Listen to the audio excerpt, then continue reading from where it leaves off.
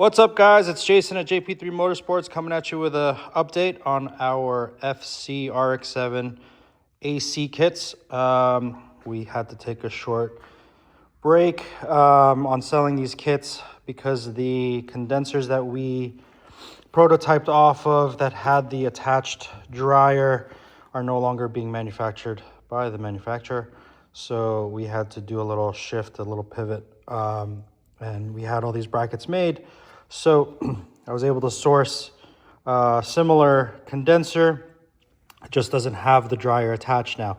So our updated kits going forward are going to have everything else that we were including with the previous version. I say version 1 kit just now has the dryer attached separately. What this means is you're just going to get an extra line that's going to go from the bottom of the condenser that's going to run to the separate dryer, and then you're going to have one line that's going to go run back to the evaporator. So that's the only difference. So it's just going to be a little bit more hardware. You're going to get some clamps, you're going to get the dryer, you're going to get an extra line with the kit, and you're going to get everything else that's included. So if you purchase our kit and you're looking for install instructions, I invite you guys to watch the original version 1 video and then watch this video to just see what the updates were. So one thing of note, when you receive your kit, the condenser is going to be mounted, all pre-mounted on the condenser mount. So they're going to have caps on it. These are going to be vacuum sealed. So when you open them, you're going to hear a little hiss. That's okay. That just means that the vacuum seal is being broken. Number 2 is that the bottom number 6 fitting cap is going to come off easily.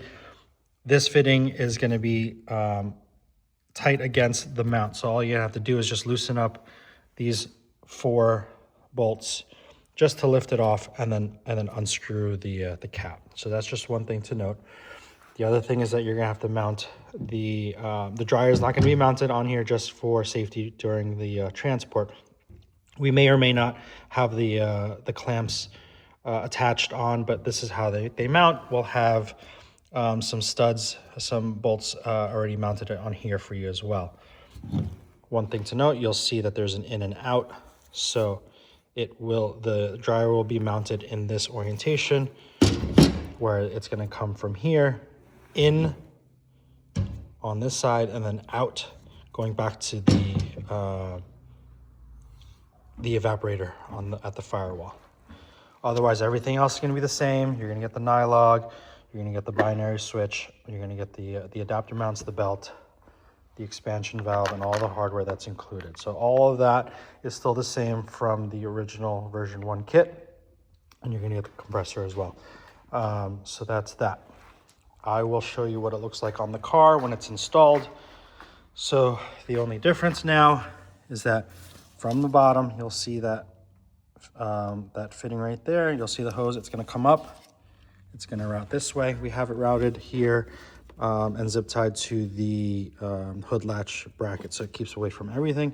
And you'll see that first line goes here, and then you'll see that this is the in port, and then the out port is going to come here. We moved the binary switch to this location, which is right where the original dryer usually was mounted, so the wiring harness is still here. So we zip tied it here, and you can see it originates from the harness on this side.